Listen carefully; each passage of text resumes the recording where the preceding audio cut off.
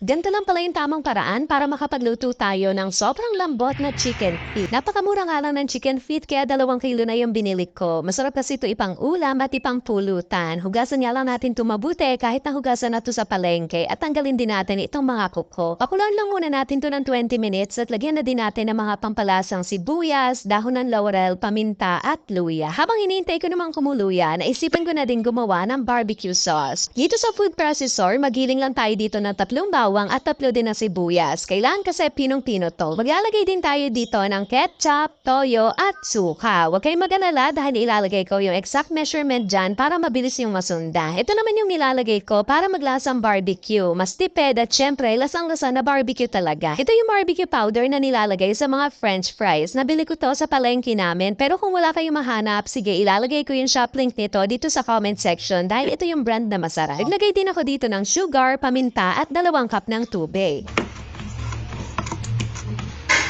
After naman nating mapanambot yung chicken feet ng 20 minutes, salain lang natin to at kailangan natin itong patiktikin mabuti dahil ipiprito pa natin to. Kaya naman natin to ipiprito para maging makunat yung skin niya para mamaya kapag pinalambutan pa natin, hindi siya magkakalasag-lasa. Medyo madami nga itong chicken feet kaya magtatatlong batch na lang ako ng prito. Saglit lang naman natin to ipiprito basta mag-crispy siya at mag-golden brown. Okay na yun. Ito naman na siya guys after ko maprito. Ayan, naging makunat na yung balat niya kaso nga lang wala na tayong makakain dito dahil payat na siya. So, kailangan ulit nating tong patabain. Gagamit pala tayo dito ng pressure cooker. Pero kung wala naman ito, pwede naman kayong gumamit ng normal na kasirola lang. So, ilagay na natin itong prinito nating chicken at yung sauce. Dito na ulit siya tataba at magiging sobrang lambot. Grabe guys, kapag ginaya nyo to, magugulat kayo dahil napakalambot niya. Tapos guys, papalambutan naman natin to ng 20 minutes sa medium heat. At ito na nga ang ating sobrang lambot na barbecue chicken feet. Grabe guys, napakasarap ng timpla niya. Bagay na bagay ito ipang ulam at ipang pulutan. Kaya sinabi na,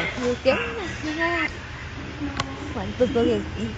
Pero ano pinabasa? Eh,